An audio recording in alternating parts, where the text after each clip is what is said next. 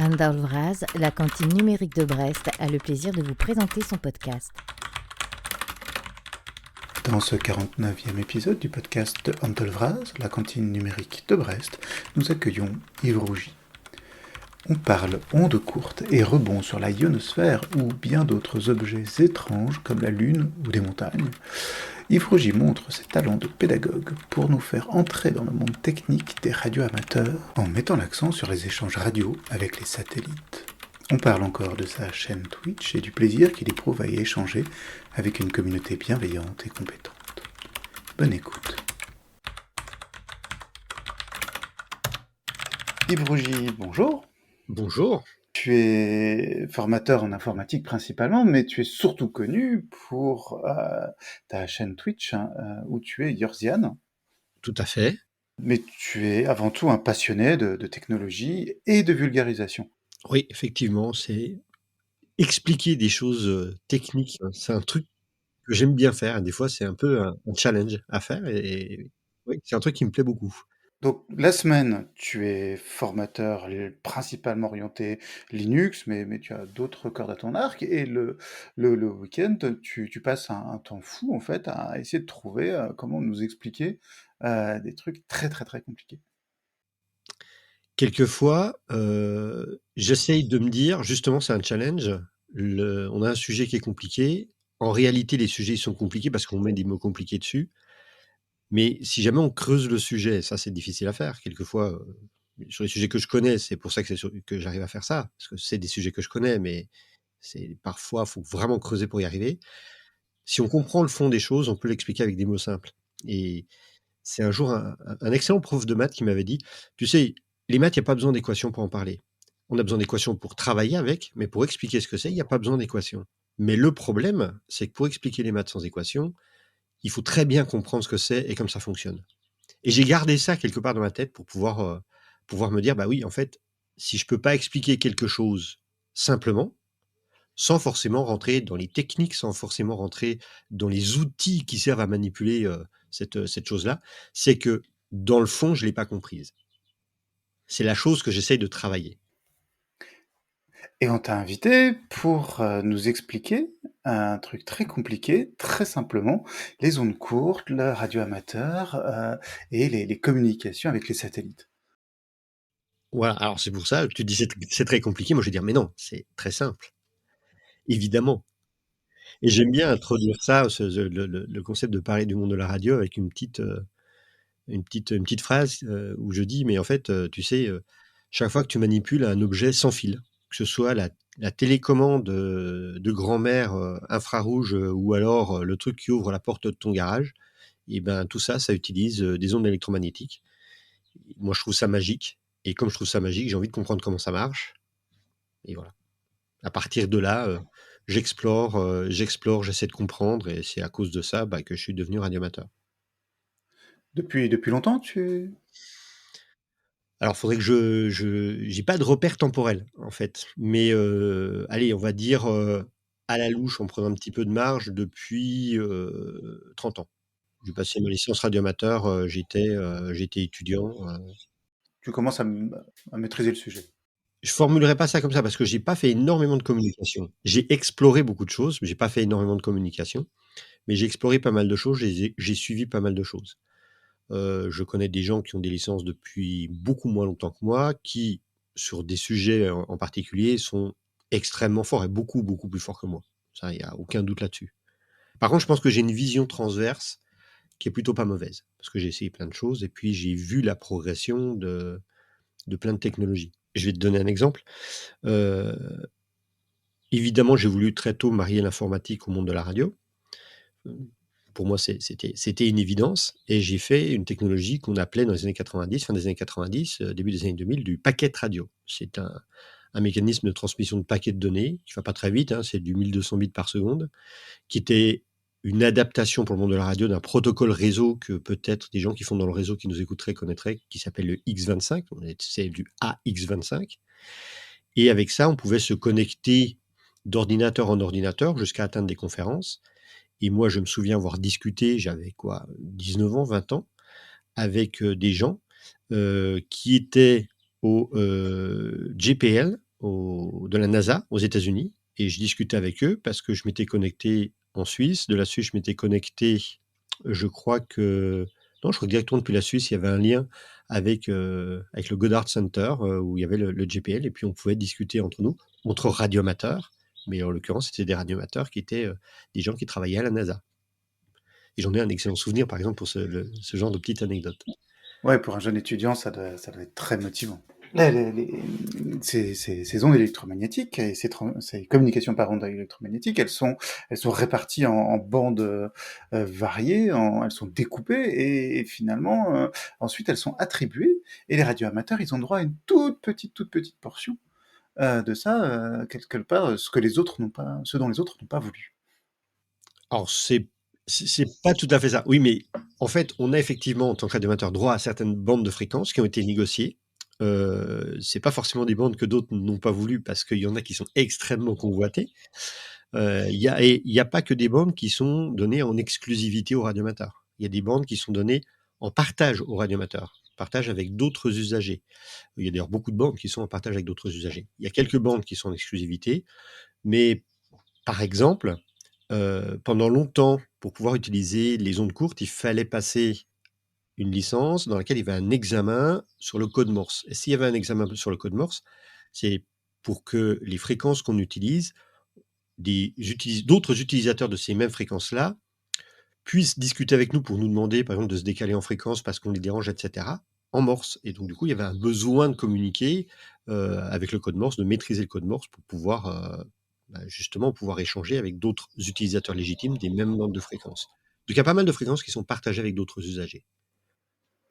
Et les ondes courtes, c'est quoi? Elles sont plus petites que les autres, que les grandes? Voilà, ça, c'est les ondes courtes, elles sont plus petites que les autres. Alors, en fait, aujourd'hui, les ondes courtes, le mot a dû être trouvé, ça j'ai pas révisé de ce côté-là, mais le mot a dû être trouvé au début du XXe siècle, hein, je dirais un premier tiers du XXe siècle à la louche, je dirais dans ces eaux-là, sans autre repère temporel que à vue de nez. Et à cette époque-là, effectivement, c'était des fréquences qui étaient très élevées. Aujourd'hui, les ondes courtes, c'est toutes les fréquences qu'on va considérer entre à peu près 1 mégahertz, entre 1 et 3 mégahertz et 30 mégahertz de l'autre côté. Cette bande de fréquences-là, on considère ça comme des ondes courtes, mais le problème, c'est que c'est les ondes les plus longues qu'on utilise puisque après les ondes courtes, on va avoir la VHF, les ondes très courtes, Very High Frequency. Et puis après la VHF, on va avoir les UHF, qui est Ultra High Frequency. Puis après, on a les SHF, puis après, on a la TSHF. Enfin, voilà, en fait, on a pris comme repère courte et au final, des années plus tard, on se rend compte qu'en fait, c'est les plus longues qu'on manipule. Mais oui, l'histoire des ondes courtes, elle vient de là. Et quel est l'avantage, en fait, de ces fréquences-là? Alors, les ondes courtes, elles ont des caractéristiques qui sont vraiment intéressantes. Habituellement, je vais prendre un exemple, mais quand on écoute la radio FM dans la voiture, l'émetteur radio, il se trouve à quelques dizaines de kilomètres de là où on se trouve, voire si c'est un émetteur qui est très très bien placé, à une centaine de kilomètres de là où on se trouve. Parce que ces ondes-là, typiquement c'est de la VHF, VHF basse, euh, ce sont des ondes qui vont grosso modo, ça va un peu plus loin que à vue, mais ça va en gros aller à vue. C'est-à-dire que si on peut voir l'émetteur, on entend le signal. Ça va un petit peu plus loin que ça, mais c'est ça l'ordre de grandeur. Quand on va prendre un émetteur onde courte, quand on va prendre un signal onde courte, donc oui, on va recevoir le signal à vue. À partir du moment où on n'est plus à vue, alors il y a un petit peu d'enveloppement, c'est-à-dire que ça va également un petit peu plus loin, mais il va y avoir un moment donné où on ne va plus recevoir le signal. Quand on va envoyer un signal onde courte, il y a une caractéristique qui va faire que ce signal-là, il peut, suivant certains critères, se réfléchir sur certaines couches de l'atmosphère et puis retourner vers la Terre. Donc du coup, ça va nous faire une sorte de rebond du signal vers le ciel, puis du ciel qui le renvoie vers la Terre, un petit peu comme un miroir. Alors il y aura une zone d'ombre au sol, mais il y aura une zone où on va recevoir le signal très très bien, qui peut être beaucoup plus éloigné qu'un signal à vue. Ces ondes radio, elles vont être influencées par l'aspect électrique de certaines couches de l'atmosphère.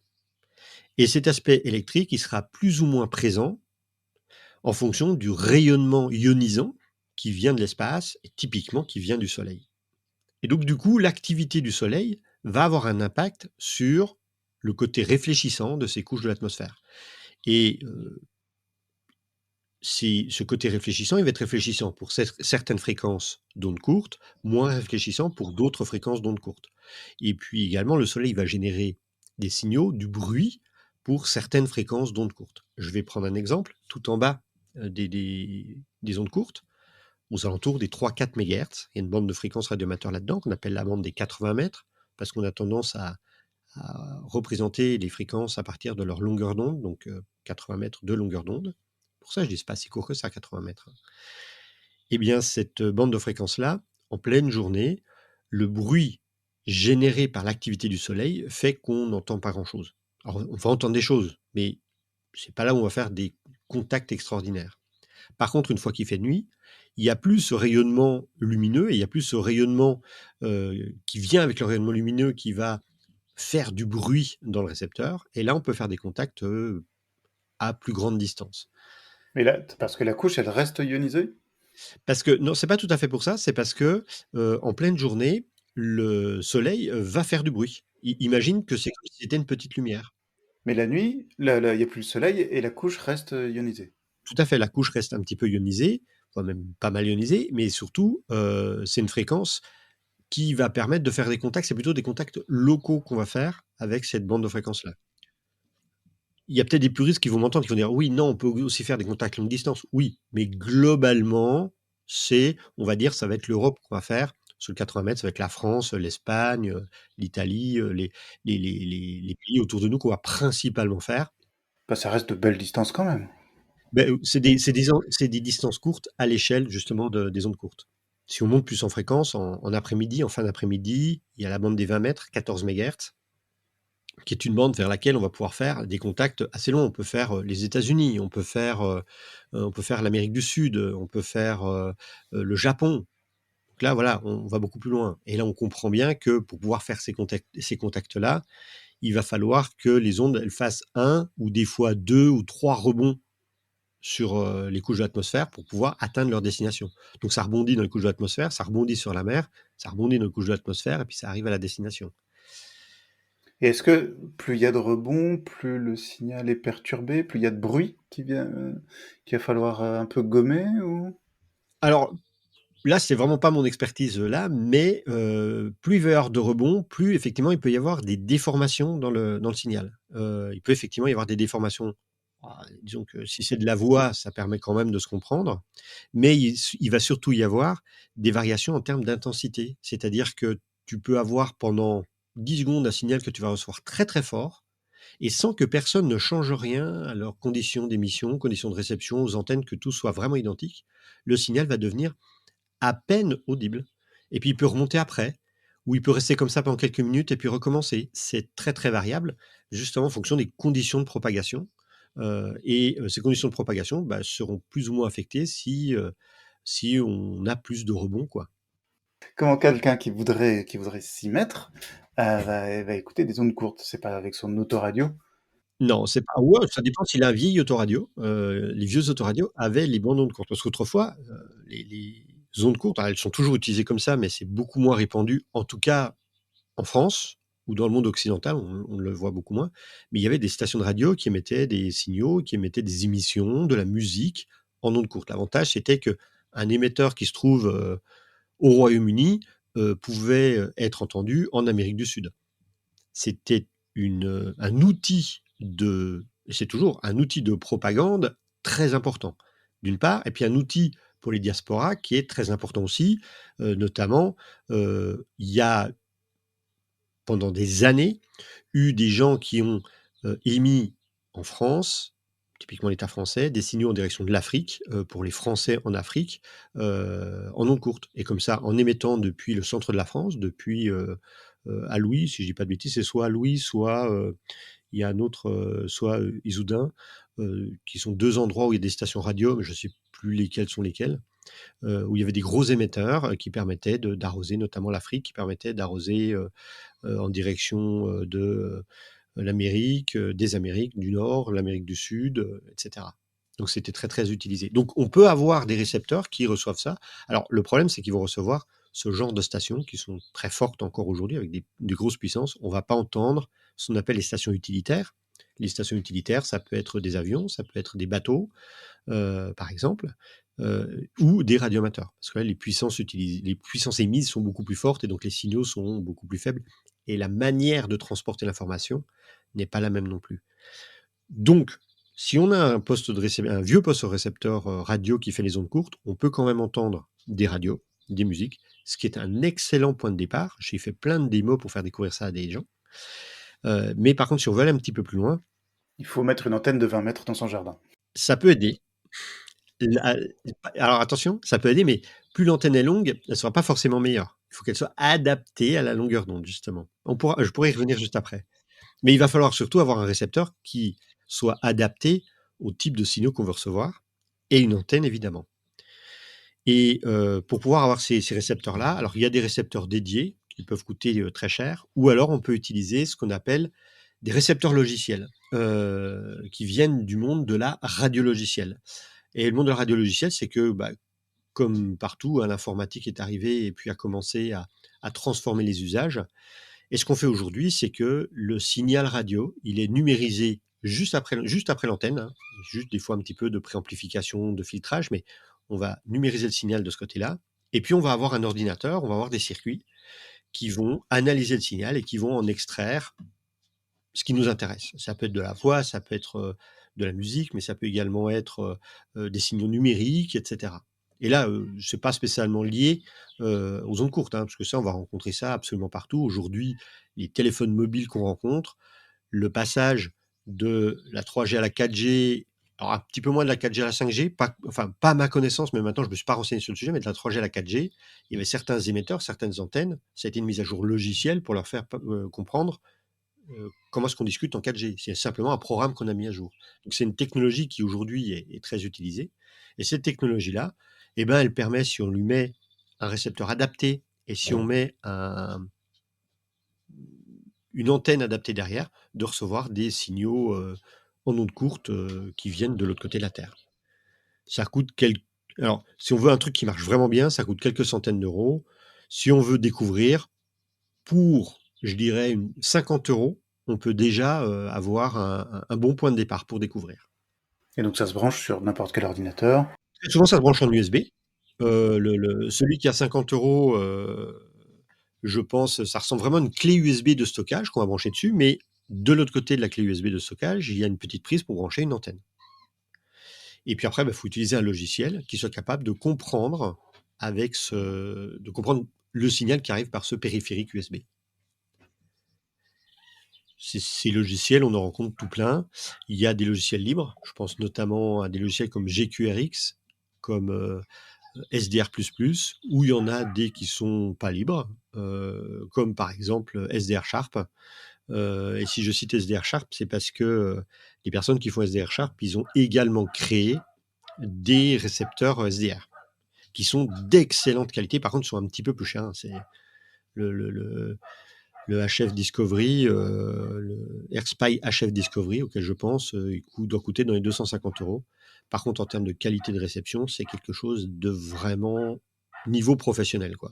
On peut rencontrer ce niveau de réception dans les stations d'écoute de l'armée, des États, etc. Il y a beaucoup de radioamateurs, ça sert à quoi? Qui va plus comment on l'utilise pourquoi? Alors, on peut déjà commencer par définir le monde du radioamateur. Le monde du radioamateurisme ici, ça va être quoi? C'est l'idée des radioamateurs, ça va être de faire de l'exploration scientifique, donc éventuellement découvrir de nouvelles choses, de faire de l'éducation, expliquer comment ça marche et de faire de l'expérimentation. C'est ça le rôle premier des radioamateurs. Et donc dans ce cadre-là, à partir du moment où on a un niveau technique suffisant, qui est sanctionné par un diplôme, on a le droit d'utiliser certaines fréquences et on a le droit d'émettre des signaux sur des fréquences parce qu'on sait, avec la formation qu'on a eue, avec les compétences qu'on a acquis pour pouvoir passer cet examen, qu'on ne va pas déranger quelqu'un d'autre, qu'on est sur une fréquence qui nous est attribuée, ce genre de choses-là, qui sont des choses qui sont très très importantes. Sur un signal radio, sur une fréquence radio, euh, on ne peut pas déduire parce qu'on n'entend rien avec un talkie-walkie qu'il n'y a personne dessus. C'est une mauvaise idée de faire ça parce que c'est pas parce qu'on n'entend rien qu'il n'y a pas quelqu'un. Il y a des signaux qui ne s'entendent pas avec les talkie-walkie, il y a des signaux qui sont très faibles, il faut des fois des antennes adaptées, des fois il y a des signaux qui ne sont reçu que de l'espace. Donc, si on commence, nous, à faire n'importe quoi ici, on va perturber des récepteurs qui sont dans l'espace. Donc, il faut connaître les fréquences sur lesquelles on le fait. Et donc, voilà, le monde de la radio, c'est ça. Le monde du radioamateurisme, plus précisément, ça va être de travailler le côté scientifique, expérimentation, recherche, éducation, dans le monde de la radio. Et pour appliquer ça, on a droit d'utiliser certaines bandes de fréquences qui sont définies par une législation, qu'on doit également apprendre pour l'examen radioamateur. Alors, à quoi ça sert? Ça sert déjà à explorer, à comprendre comment ça marche. Moi, j'aime beaucoup comprendre les choses que j'ai autour de moi. J'ai beaucoup de mal à utiliser un outil si je ne comprends pas comment il fonctionne. Ce qui m'a des fois posé des problèmes parce qu'on utilise beaucoup d'outils et ça fait beaucoup de choses à comprendre. Et d'un point de vue purement utilitaire, les ondes courtes, puisqu'on était en train de parler des ondes courtes, les ondes courtes sont utilisées, par exemple, par des bateaux. Quand ils sont en pleine mer, les bateaux, ils peuvent passer par des satellites ou ils peuvent passer par la HF. Comme ça qu'ils le disent. HF, c'est High Frequency, c'est les ondes courtes. Hein, c'est l'acronyme anglais. Sur tous les bateaux qui vont en pleine mer, il y a un émetteur HF. Ça va être utilisé également en signal de secours par des avions. Ça va être utilisé également de façon non négligeable par des militaires. Les militaires utilisent beaucoup les ondes courtes. Alors je sais, oui, il y a plein de gens qui vont dire: «Oui, mais et les satellites ailleurs?» Alors oui, on peut utiliser des satellites, mais c'est complémentaire d'utiliser un signal, radio, en ondes courtes parce que c'est facile, parce qu'il y a pas besoin de calibrer le passage vers, un satellite de façon pointue. Une antenne, ça peut très, très vite être déployé. On envoie un petit signal, on remballe et c'est reparti. Ça peut être extrêmement simple à mettre en place. Après, il y a plein d'autres choses qui sont utilisées, quand je parlais les bateaux, c'est pas forcément pour dire, «Bon, je suis à tel endroit où j'ai besoin de secours». Ça peut être, la réception des cartes, marines, des cartes de météo marine qui sont reçues comme ça. Ça peut être, les avions, ils envoient des sortes de petits téléx, des sortes de petits messages courts. C'est un peu comme des SMS un petit peu plus grands qu'on appelle les ACARS. Certaines ACARS passent en HF, il y en a qui passent en VHF. À côté des aéroports, on peut les entendre. Ça passe par des satellites, mais ça peut passer en HF. Voilà, il y a plein d'usages qu'on n'imagine pas toujours. Puisqu'on évoque les satellites, il y a un autre aspect, toujours restant dans les émissions radio, c'est que ces satellites euh, font des émissions radio. Et sur ta chaîne YouTube, si je ne me trompe pas, tu Mmh. t'es amusé à montrer qu'il était assez simple de capter les émissions émises par la Station spatiale internationale. Et c'est un bon exemple, la Station spatiale internationale, parce qu'elle est effectivement extrêmement facile à recevoir. Alors je vais nuancer un petit peu ça, parce qu'il faut la recevoir quand il y a des émissions qui ont lieu depuis là-bas, évidemment, mais il y en a pas tout le temps. Alors, il y a un radioamateur, dans les années, je dirais 70-80, plutôt, ouais, c'est dans ces eaux-là. Je suis en train de chercher son nom, parce que, j'ai fait une vidéo sur lui. Il est décédé quelques mois plus tard. Et ce radioamateur, il a eu l'idée de prendre un talkie-walkie avec lui. C'était un astronaute de la NASA. Il a pris un talkie-walkie avec lui et il a fait les premiers contacts radioamateurs depuis l'espace. Et avec ça, en suivant ce principe-là, il a monté une association qui a évolué. Il y a eu plusieurs associations qui se sont montées et ils se sont dit que de discuter avec un astronaute dans l'espace, ça peut être quelque chose de très intéressant pour motiver notamment des jeunes à découvrir le monde de la science. Parce que l'espace, la radio, on est complètement dans le monde de la science. Du coup, aujourd'hui, l'évolution de ce qu'a fait, j'ai son nom sur le bout de la langue, Owen Garriott, de ce qu'a fait ce radioamateur. On a différentes associations qui existent et il y en a une qui s'appelle l'ARIS, Amateur Radio International Space Station, euh, qui va organiser des contacts entre des écoles et un astronaute ou un spationaute ou un cosmonaute à bord de la Station spatiale internationale.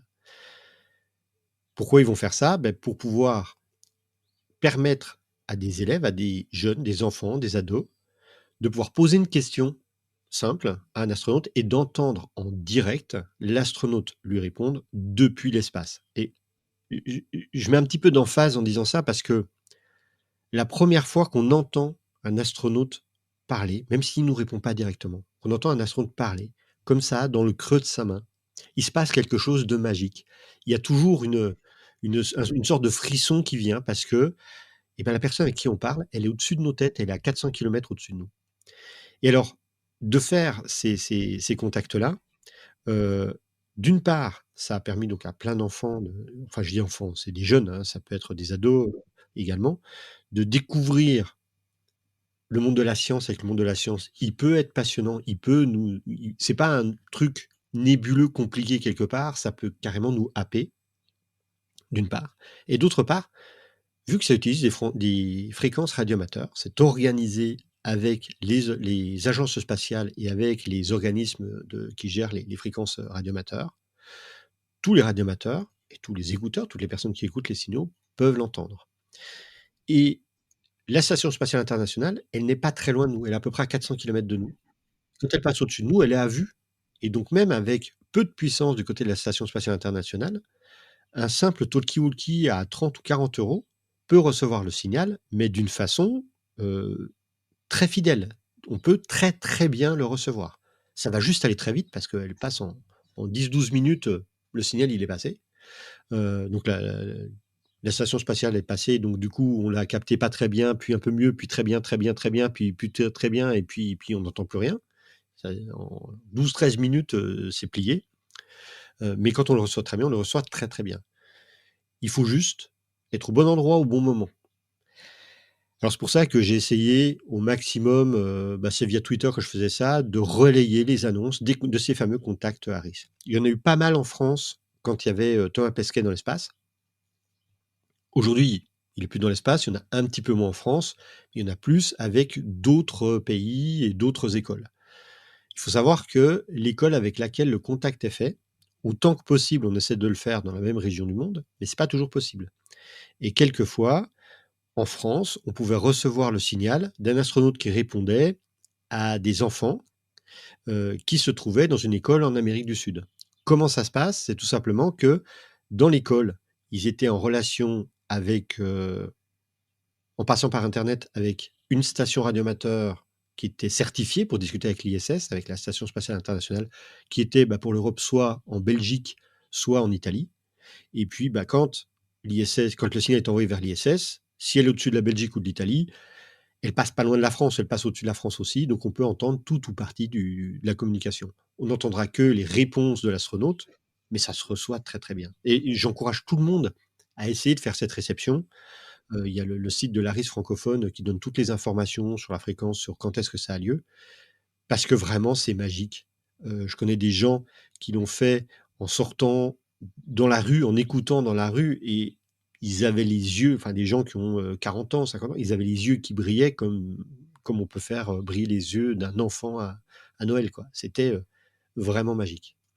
Alors ça, c'est le point d'entrée, hein. C'est le point d'entrée. Après, on peut faire des choses beaucoup plus complexes avec des satellites, parce qu'il y a effectivement des satellites dédiés radioamateurs. Il y a des charges utiles radioamateurs sur des satellites scientifiques, et puis il y a également des charges utiles radioamateurs sur des satellites commerciaux. Et je pense notamment pour ce dernier, un satellite géostationnaire. Donc c'est la première charge utile radioamateur sur un satellite géostationnaire. Donc qu'on comprenne bien la différence. La Station spatiale internationale, elle est à 400 kilomètres de nous, ce qui va faire que elle va passer rapidement au-dessus de nous. Plus un objet va être éloigné dans l'espace, moins il aura besoin de passer vite au-dessus de nous pour rester en orbite. Et les satellites géostationnaires, ils vont être à peu près 36 000 kilomètres de la Terre, donc 400 kilomètres, 36 000 kilomètres. Ça fait une très très très grosse différence. Et à 36 000 kilomètres, la vitesse de rotation du satellite autour de la Terre correspond à la vitesse de rotation de la Terre. Donc ils nous apparaissent immobiles dans le ciel. Ils sont très loin, donc ils couvrent des distances qui sont très importantes. Et là, donc, il y a un satellite qui est au-dessus du Qatar, qui s'appelle QO100, qui est notamment un satellite qatari, qui est un satellite de télécommunication, de télévision carrément, ça doit être SL2, son nom civil, et la charge utile radioamateur qui est QO100 pour Qatar Oscar 100, c'est les Oscar, les satellites radioamateurs. Cette charge utile permet de relayer des signaux radioamateurs, soit en voix ou en signaux numériques, soit en télévision d'amateur. Donc plutôt que d'utiliser cette fois la couche de l'ionosphère, on va utiliser en fait le matériel électronique contenu sur le satellite et du coup il va amplifier le signal, il va le renvoyer, Oui, il va le renvoyer sur une autre fréquence en fait. Il va le prendre, il va le renvoyer sur une autre fréquence. On appelle ça un transpondeur, où il reçoit le signal sur une fréquence et il le renvoie sur une autre fréquence. Typiquement, il va le recevoir aux alentours des 2,5 gigahertz ou 2500 mégahertz. Donc là, on est dans les très hautes fréquences. Les SHF, super, enfin voilà, c'est au-delà de l'UHF et hem il va le réémettre sur des fréquences encore plus élevées. Donc il le reçoit sur 2500 mégahertz, il va le renvoyer sur 10 gigahertz, donc 10 000 mégahertz. C'est des ordres de grandeur qui sont là. Les fréquences exactes, je ne les connais pas par cœur. et tout le monde peut l'utiliser. Comment ça se passe? On lui envoie quelque chose? Il faut avoir une autorisation? Tu dois respecter certaines règles, qui sont notamment des règles de puissance. Tu ne dois pas émettre trop fort vers le satellite, parce que d'une part, ça peut l'endommager, et puis d'autre part, si tu envoies un signal qui est trop fort, tu vas saturer la partie réception, et donc du coup, bah, ton signal, il va être coupé, hein, et on ne va pas le retransmettre parce qu'il arrive trop fort. Mais sorti de là, non, les radioamateurs peuvent l'utiliser. Alors, encore une fois, le rôle du radioamateur, c'est de faire de l'expérimentation, de la science, de l'éducation, et donc normalement, les thématiques doivent tourner autour de là. Il y en a une en plus que j'ai pas citée, dont on pourra reparler un petit peu plus tard, qui est les communications d'urgence. Parce que ça peut jouer le rôle, ça peut suppléer, dans certaines conditions, aux communications, qu'on pourra avoir besoin, en cas de catastrophe naturelle. D'accord, donc quand les communications habituelles, quand il n'y a plus d'antenne relais pour relayer et que les téléphones portables passent plus, Ça on peut vite pourrait... venir, ça peut vite aller, hein. Il y a quelques années, je sais pas, il y a 2 3 ans, il y avait eu un hiver un petit peu rigoureux avec des coulées de neige et compagnie, et je sais que dans les Alpes, il y avait 2 3 villages qui étaient coupés du monde parce qu'ils avaient plus d'électricité, ils avaient plus de et donc du coup, si voilà, je sais pas si ça a été le cas, mais s'il y a un radioamateur dans le coin qui a un groupe électrogène, il peut contacter le monde extérieur. Il y a des fréquences qui sont, faites pour ça. Il y a des gens qui s'occupent de relayer ces messages. Alors plus loin de nous, lorsqu'il y a eu, le tremblement de terre en Turquie, et ben, il y a eu des fréquences qui ont été choisies pour ça, pour relayer les messages, pour, recevoir les messages de la part des gens qui étaient sur place, leur envoyer des messages. Donc c'est quelque chose qui est régulièrement, fait. Et donc ce satellite QO100, il est au-dessus, donc il est envoyé par le Qatar, et donc il peut le recevoir en tôt quand on est en Europe. En Europe, ça passe extrêmement bien. Europe, Afrique, ça passe très, très bien. Mais, en gros, on va être capable de le recevoir de la Guyane à Singapour, à peu près, Mhm. pour les extrêmes. Alors la Guyane, je connais quelqu'un qui a fait un contact depuis la Guyane avec, un radioamateur qui s'appelle, Christian F5UI. Je crois qu'il était à ça devait être maximum 10 degrés au-dessus de l'horizon, donc il est vraiment pas très haut, et il suffit qu'une branche d'arbre passe devant avec le vent pour couper le signal. Et je sais qu'il y a des gens du côté de Singapour qui ont fait des contacts en passant par lui également. C'est pareil, c'est de l'autre côté cette fois, c'est plus en direction de l'est, c'est en direction de l'ouest, qu'il est vraiment très très bas sur l'horizon. Donc un satellite couvre à peu près la moitié de la surface de la Terre. Oui, donc c'est déjà pas mal. Et puis peut-être que ça va rendre jaloux les Américains du Nord et qui vont faire le deuxième satellite géostationnaire dédié aux radioamateurs. Qui sait? Qui sait? Donc ça a été c'est souvent, alors là, même si c'est un satellite qatari, c'est souvent des collaborations internationales parce que pas oublier le coût que ça a d'envoyer des trucs dans l'espace. Ça coûte extrêmement cher. Il faut qu'il y ait un vrai intérêt. Mais effectivement, c'est le premier satellite, géostationnaire. Ça faisait très longtemps qu'il y avait des réflexions, des tentatives pour pouvoir faire ça. On y est enfin arrivé. Ça aurait pu être je pense que l'occasion s'est présentée avec un satellite qatari, mais ça aurait pu être un satellite américain ou un satellite, d'Amérique du Sud, et puis on aurait été dans la position inverse, quoi. Je crois que c'était Mm. un petit peu le hasard, j'ai pas creusé l'histoire, mais je pense que le hasard a dû jouer un gros rôle là-dessus. Comme tu le disais, un des principes, c'est de faire de l'expérimentation. On peut évoquer des façons très surprenantes, en fait, d'utiliser ces ondes courtes, et en particulier ces rebonds dont tu parlais. Et certains s'amusent même à le faire entre la Terre et la Lune, hein. Alors ça va pas être en ondes courtes, ça va être sur des fréquences plus élevées. La raison, elle va être simple et puis, bah, là, on va pouvoir parler d'antenne un petit peu. C'est que, comme une corde de guitare, je sais pas si tu joues de la guitare, mais quand tu joues de la guitare, plus tu vas appuyer sur la corde, plus tu vas la faire courte, plus le son émis va être aigu. Et ben, une antenne, ça fonctionne comme une corde de guitare, c'est-à-dire que la corde, la longueur de la corde, la longueur de l'antenne qu'on va avoir un impact direct sur les fréquences reçues ou émises. Et donc, du coup, quand on va être sur la bande des 20 mètres, 14 mégahertz, ce qui va se passer, c'est que on est sur 20 mètres de longueur d'onde. L'antenne la plus simple qu'on fait, ça s'appelle un quart d'onde, donc qui va faire 20 mètres divisé par 4, 5 mètres. Ça fait une antenne qui fait quand même 5 mètres. Il faut qu'elle soit au moins à 2 longueurs d'onde du sol. Donc ça veut dire qu'il faut qu'elle soit au moins à 40 mètres du sol, si on veut qu'elle soit pas perturbée par le sol. Ça commence à faire beaucoup de choses pour faire quelque chose qui va être reçu de très très loin.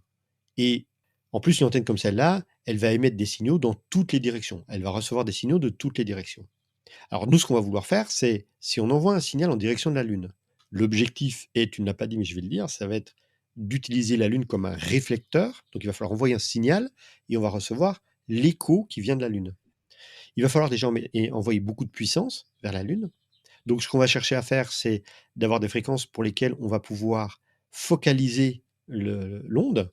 Et donc du coup, plus on va monter en fréquence, plus on aura des outils sous forme d'antennes diverses, hein, des antennes Yagi, les antennes râteaux ou des paraboles, qui vont me permettre de focaliser le signal radio vers un point précis qui va être la Lune. Et puis comme quand on prend une loupe et puis qu'on focalise les rayons du soleil sur un seul point, en focalisant les ondes radio, au final, il y a des endroits où le signal, on ne va plus rien entendre, ça va faire des zones d'ombre, mais par contre, le signal qu'on a pris de cet endroit-là, on va l'amener dans un autre endroit qui va être le point focal, et qui va être vraiment l'endroit où le signal va être le plus fort, à la fois en émission et en réception, c'est complètement symétrique. Et donc du coup, on est sur des fréquences beaucoup, beaucoup plus élevées, parce que par exemple, il y en a qui font de l'EME sur 50 MHz. Bon, alors ça, par contre, je sais que ça se fait, mais ça me paraît vraiment fou. Sur 145 MHz, la longueur d'onde, c'est 2 mètres. On va utiliser des antennes où on va, par exemple, utiliser 4 antennes râteaux qui font 5 ou 6 mètres de longueur chacune. Bon, 5 ou 6 mètres, ça paraît beaucoup, mais c'est très long. Je dirais au moins 3 mètres. 5 ou 6 mètres, ça me paraît beaucoup, mais au moins 3 mètres de distance. Et donc, il faut qu'elles soient les 4 bien alignées parfaitement. Donc, je te laisse imaginer la taille de l'installation. Plus on va monter en fréquence, hein, quand on va commencer à être à des fréquences comme le 10 GHz par exemple, et ben là, ça va être tout simplement avec une parabole. Alors, tout simplement, ça va vite en le disant, hein, simplement avec une parabole, mais une parabole permet de focaliser très très bien le signal, comme la longueur d'onde est beaucoup plus petite, hein, 10 GHz, allez, de mémoire, sans faire le calcul, ça doit être du 3 cm de longueur d'onde. Du coup, c'est beaucoup plus facile de faire des antennes qui ne seront pas perturbées par le sol, dans lesquelles on pourra mettre une petite antenne râteau qui va envoyer le signal vers la parabole, qui elle va encore plus focaliser le signal. Et puis si on envoie beaucoup de signaux dessus, on va pouvoir recevoir l'écho. Donc effectivement, il y a des gens qui s'amusent à échanger leurs indicatifs et puis la force des signaux reçus, c'est à peu près tout ce qu'on fait, en passant par la Lune. Il y en a qui font ça en phonie, donc en voix, ce qui est absolument incroyable parce que la voix n'est pas du tout efficace pour être transportée. Faut envoyer beaucoup de choses pour que la voix puisse être transportée, ou avec d'autres mécanismes, d'autres outils d'échange d'informations, comme par exemple le code Morse, ou par exemple des signaux numériques. Il y a un signal numérique qui est très à la mode en ce moment, qui s'appelle le FT8, qui est particulièrement adapté pour cet usage. C'est un vrai challenge. C'est ce que j'appelle, moi, les contacts de type défi. Et il y en a des qui sont encore plus rigolos que ça. Parce que, alors, l'EME, c'est ce qu'on appelle ça l'EME, hein, la réflexion sur la Lune, Earth, Moon, Earth, c'est ce qu'on appelle l'EME. Et c'est vraiment des gens qui font de l'EME qui ont réussi à faire une station d'émission-réception qui soit extrêmement bien réglée, à la fois en émission, mais également à la fois en réception. Parce qu'on a beau envoyer plein de signaux, beaucoup de puissance, ce qui revient en retour, c'est très, très, très, très faible, hein. Il faut vraiment que l'antenne, que le récepteur, que l'émetteur, tout soit parfaitement réglé. Donc en général, c'est des gens qui sont vraiment forts d'un point de vue technique. Mais en communication de type défi, il y a des trucs qui sont rigolos qui se font. Il y a ce qu'on appelle le meteor scatter. Comme son nom l'indique, C'est des signaux qui vont être envoyés et qui vont être reçus par réflexion sur les traces ionisées laissées par les météorites qui rentrent dans l'atmosphère. Donc lors de la pluie des étoiles filantes, il y a des gens qui s'amusent à faire ça, qui s'amusent à échanger des signaux. Les gens n'arrivent pas à communiquer directement, mais en envoyant le signal vers le ciel au moment où, un météorite rentre dans l'atmosphère et ionise une partie du ciel, et ben, le signal réfléchit dessus et puis redescend. Et il y en a d'autres qui font la même chose avec des avions. Ils émettent en direction des avions et ils utilisent les avions comme, réflecteurs. C'est assez fou quand même. Il y a des gens qui ont des idées folles, mais ça marche bien, hein. Ils arrivent à faire des contacts, ça marche vraiment bien. Il y a d'autres types d'expérimentations qui sont notables, hein. Bah, ces 2-là, moi, je les trouve très, très rigolotes, hein, mais par exemple, moi, j'ai vu des gens qui faisaient des contacts, heu, j'ai vu quelqu'un qui était dans une vallée et qui faisait des contacts, bah, c'était des contacts sur un relais, radioamateur, je crois que c'était je sais plus si c'était en VHF ou en UHF, mais le relais radioamateur lui était pas directement accessible parce que lui, il était dans le fond de la vallée, donc ce qu'il faisait, c'est que, il a mis ses antennes en direction du Mont Blanc et le Mont Blanc faisait réflecteur et renvoyait le signal le relais. Voilà, c'est le genre d'anecdote que je trouve assez drôle et qui fonctionne pas mal. Et dans l'autre sens, en essayant d'envoyer le signal le plus faible possible plutôt que de l'envoyer le plus par ouais, le plus fort possible ou par des systèmes de réflexion particuliers, d'essayer de voir jusqu'où on peut envoyer quelque chose de. C'est ce qu'on appelle dans le langage radioamateur, le QRP. Il y a un jargon qui existe et qui est basé beaucoup sur ce qu'on appelle le code Q. Le code Q, était utilisé typiquement quand on envoyait des signaux en morse pour en 3 lettres donner une information. Au lieu de dire: «Où est-ce que tu te trouves?», on envoyait QTH. Donc il y a différentes, il y a différents codes de 3 lettres comme ça qui correspondent à des phrases types typiquement. Les militaires utilisent le code Z, également qui est un petit peu, similaire ou utilisé, je ne sais pas si c'est toujours utilisé et le mode QRP, bah, c'est faible puissance et l'idée, bah, c'est être capable de faire, des communications le plus loin possible avec le moins de puissance possible, en sachant que, bah, on va forcément des fois être en concurrence, pas forcément volontaire, hein, mais en concurrence avec des gens qui ont beaucoup plus de puissance et qui risqueraient de nous faire disparaître dans le bruit de fond. Moi, c'est ce que je fais, c'est ce que j'aime bien faire. Je trouve ça, très rigolo, à faire et typiquement, alors avec un mode numérique, hein, qui est ce fameux mode FT8, lorsque j'étais, encore à Paris, parce qu'aujourd'hui je suis en pleine campagne, donc niveau signaux radio, c'est un vrai bonheur. Et quand j'étais en plein Paris, hein, j'habitais, à côté de Barbès, j'avais mis une petite antenne sur le bord de ma fenêtre et je n'ai pas fait de contact, mais j'ai été entendu, par quelqu'un qui se trouvait en Australie et j'avais à peu près 4 watts, 4 ou 5 watts sur le bord de ma fenêtre. Sur une fréquence, c'était le 18 mégahertz, avec ce mode, donc en onde courte, hein et voilà, j'étais reçu en Australie et j'étais reçu d'une façon assez correcte. Sinon là, depuis chez moi avec une dizaine de watts, j'ai fait, les États-Unis, j'ai fait, voilà, à peu près en termes de distance, c'est ça, j'ai peut-être fait, 7 000 8 000 kilomètres de distance sans gros souci assez régulièrement et je trouve que c'est plus rigolo que d'envoyer, beaucoup de puissance. Mais ça, c'est ma sensibilité à moi, ma Oui, préférence. chacun son défi finalement. Exactement. Un de tes autres défis, on l'a vu, c'est la vulgarisation et en particulier via ta chaîne Twitch, hein. C'est quelque chose dans lequel tu t'investis beaucoup et qu'est-ce qui t'a amené en fait à choisir ce format-là plutôt que des vidéos préparées? Donc peut-être déjà expliquer ce que c'est que Twitch parce que tout le monde n'est pas forcément au fait. Oui, alors Twitch, c'est comme de la télé, mais sauf que c'est par internet et c'est des vidéos en direct. Donc c'est du direct pur. Heu, on va sur le site web, comme on irait sur YouTube, sauf que les gens qu'on voit, c'est pas on clique pas et puis on démarre la vidéo. On vient sur quelqu'un qui a commencé une émission en direct un petit peu avant. Il y a beaucoup, beaucoup, beaucoup de gens qui font du jeu vidéo dessus. C'est principalement, ce qui se passe sur la plateforme, mais il y a des gens qui font d'autres choses. Et alors, pourquoi avoir choisi ce format-là? C'est un total hasard. C'est un total hasard où, heu lorsque, il y a eu le confinement,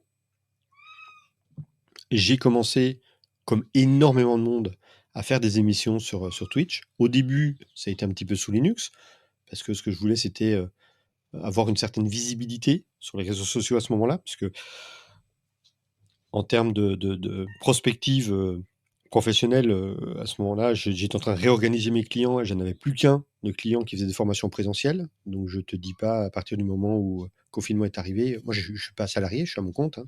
Mmh. Ça veut dire pas de formation égale pas d'argent, hein, c'est aussi simple que ça. Donc je me suis dit: «Il faut que je sois visible pour que si jamais des gens ont besoin de faire des formations, ont besoin de compétences à un moment donné, ben, il faut qu'ils pensent à moi. Pour qu'ils pensent à moi, il faut que j'apparaisse». Voilà. J'ai tout simplement commencé comme ça. Et puis, bah, ça a assez bien marché et puis, bah, j'ai voulu continuer à m'amuser avec ça et j'ai commencé à faire, ce que j'appelais les radios live, où j'ai fait, des émissions autour du monde, radiomateur, heu, qui étaient 1 fois par semaine et ça a attiré beaucoup plus de personnes que ce que je m'attendais. J'en fais moins en ce moment des radios live, pour des raisons logistiques qu'autre chose, mais c'est quelque chose que j'aime bien. On en a fait un il y a quoi? Il y a 2 mois, encore aujourd'hui, donc j'en fais encore de temps en temps, où notamment, bah, on a reçu un signal, de quelqu'un qui était présent, à regarder l'émission. Donc il y a un chat qui est là en direct, heu bah, justement Christian F5UI, qui a pu, utiliser l'émetteur qu'il y avait en Guyane, en ondes courtes et on a pu nous recevoir, ce que nous disait, Christian en direct, heu, reçu depuis la Guyane. Ce qui était assez sympa à faire vraiment comme ça en direct. Mmh. Et donc, donc tu le disais, ces principes, enfin, Twitch, c'est avant tout connu pour être des émissions en direct dans lesquelles des gens jouent et commentent ce qui se passe dans leurs jeux vidéo. Mais il y a aussi toute une communauté, en fait, plus orientée technique, explication, vulgarisation, qui propose des contenus assez, ouais, assez intéressants et surtout un dynamisme qui n'existe pas forcément dans une vidéo YouTube qui va être très préparée, très formatée. Là, on a quelque chose de plus spontané. On a un côté échange immédiat qui est vraiment intéressant. C'est-à-dire que, heu, l'épanouissement que j'ai pu trouver dans Twitch, c'est justement ce rapport à la communauté qui suit ce qu'on fait. Donc j'avais déjà une chaîne YouTube quand j'ai commencé à être, sur Twitch. Heu, le rapport que j'avais avec les gens qui regardaient mes vidéos sur YouTube, bah, je les connais pas. De temps en temps, 1 de ces personnes-là laissent un message et c'est tout. Ici, sur Twitch, si on dit une bêtise, on le sait immédiatement, hein. Ça c'est mais il y a pas ça apparaît tout de suite et puis en même temps, il y a une sorte d'échange qui est là, de discussion qui est là, qu'on n'a pas avec d'autres médias, typiquement qu'on n'a pas avec la télé, qu'on n'a pas avec, YouTube, qui à mon sens aujourd'hui n'existe que, sur Twitch et c'est passionnant parce que les gens alors on a une petite visite de mon chat, hein. Je sais pas si on l'a entendu. C'est traditionnel des podcasts. Aujourd'hui, moi, ce que j'ai trouvé d'absolument magique, c'est que j'ai fait certaines émissions qui étaient extrêmement techniques. J'ai fait, je pense à 2 émissions en particulier en disant ça. Il y a une première émission, qui était, autour du DNS, le fonctionnement du DNS. Donc le DNS, hein, c'est ce qui nous permet, quand on est sur internet, qu'on fait une recherche, qu'on tape Google quelque part, on a, pour pouvoir trouver où se situe, l'ordinateur qui va nous répondre, parce que c'est un ordinateur, et ben il faut trouver, comment le joindre et comment le joindre, ça se fait à travers un numéro et ce numéro, il est trouvé à partir du nom google.com ou google.fr et c'est justement le rôle du DNS d'associer une information à un nom de domaine. Google.fr, c'est ce qu'on appelle un nom de domaine et puis, bah, son adresse, qu'on appelle son adresse IP, c'est une information qui peut être, fournie depuis le DNS. Il y a d'autres types d'informations que le DNS peut donner, mais dans mon exemple, c'est celle-là. Et donc du coup, on faisait une émission là-dessus où on est rentré pas mal dans les détails et évidemment, moi, c'est des sujets que je connais, que je pratique depuis longtemps, mais je ne sais pas tout dedans et ma communauté, en tout cas, le sait que je n'ai aucun problème à dire: «Bah, ça, je ne sais pas du tout» Et ben, quand j'ai fait cette émission qui était quand même assez pointue en termes de technicité, dans les gens qui sont venus regarder l'émission et qui ont commenté et qui ont donné des informations complémentaires, et ben, il y avait des professionnels du DNS. Plusieurs professionnels qui étaient là, qui ont ajouté des précisions, qui ont rajouté des informations, que je ne connaissais pas ou, d'une façon un petit peu plus, correcte que moi je pouvais le faire avec, ma connaissance du sujet. Et donc de ce côté-là, je trouve que c'est vraiment hyper enrichissant. Quasiment chaque fois que j'ai fait une émission sur un sujet un peu pointu, je me suis retrouvé avec des gens qui connaissaient très, très bien le sujet dans le chat et qui étaient capables de le commenter, qui étaient capables de rajouter des précisions, ce genre de choses-là. Avec vraiment la visée d'enrichir. Complètement, ça se fait en toute, vraiment en toute, heu, bonne ambiance, quoi. Vraiment, c'est fait, voilà, on est tous là pour apprendre, on connaît des choses, moi, quand je suis face à un expert du DNS, bah, je connais plein de choses sur le DNS, lui, il en connaît plus que moi. Puis il y a plein de choses que moi je connais que lui connaît pas et on est tous comme ça, on a tous à apprendre de tout le monde. Et le deuxième exemple que j'ai là-dessus, là, on va rejoindre le monde de la radio. J'avais vu sur Twitter qu'il y avait des gens, il y avait 3 personnes en Europe qui, il y a quelques mois, avaient réussi à récupérer le flux vidéo des fusées de SpaceX lorsqu'elles passaient au-dessus de l'Europe. Typiquement, juste après un lancement, pour revoir, on avait le vue interne des cuves de carburant, la vue extérieure, et cetera. Et ils avaient réussi comment décoder ce signal et comment le visualiser. Moi, j'avais trouvé ça assez génial et donc du coup, je leur avais envoyé un message en leur disant: «Tiens, je vais en parler et si jamais vous avez des choses à me donner, que je puisse montrer comment ça a été fait» et cetera. Ils m'ont envoyé le signal qu'ils avaient capturé et cetera. Et ces personnes-là, il y a 3 personnes dans le monde qui l'ont fait, hein. Ces personnes-là sont venues dans le live, je leur avais pas spécialement demandé de venir quoi, mais ouais, tant mieux, justement, elles sont venues. Elles ont pu apporter plein de précisions sur, comment elles ont fait, et cetera, et cetera. Ouais, ça, c'est la magie de l'internet où, bah, voilà, je me retrouve à discuter avec des gens qui ont fait des choses que je trouve absolument magiques et incroyables, quoi. Et ça, c'est merci Twitch. Je vois pas où on pourrait avoir ce genre de choses-là ailleurs. Est-ce qu'il y a un projet que tu as pour ta chaîne par rapport à la radio amateur ou autre, un défi que tu sais pas encore comment te tenir, mais qui te titille?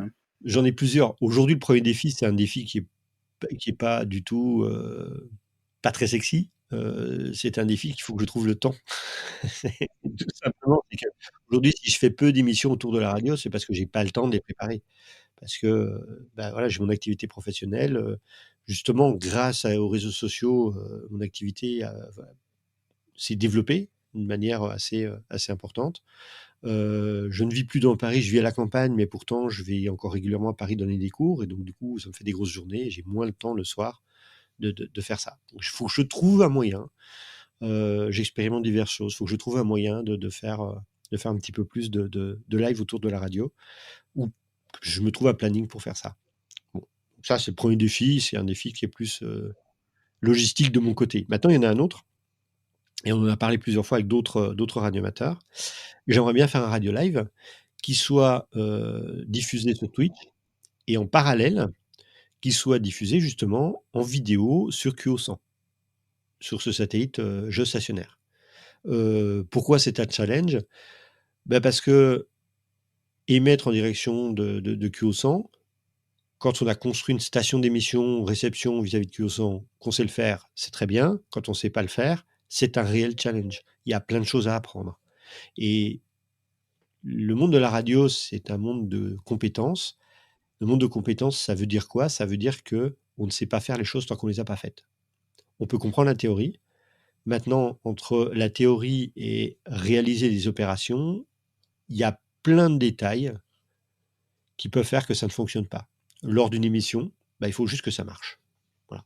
Et donc pour moi, c'est un des défis que je me pose, c'est que j'aimerais bien faire une émission qui soit relayée, via QO100. Donc je vais me faire une station d'émission-réception, depuis ma campagne ici, vers QO100.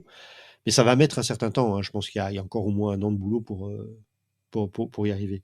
Après, moi, j'aimerais faire des contacts, j'aimerais montrer, des contacts qui ont lieu, en direct avec, d'autres continents, j'aimerais pouvoir faire ce genre de choses-là. Peut-être que l'été pourrait s'y prêter, parce que j'aurais plus de temps à y consacrer. Merci beaucoup, Yves Rogy. Eh ben, écoute, c'était un plaisir.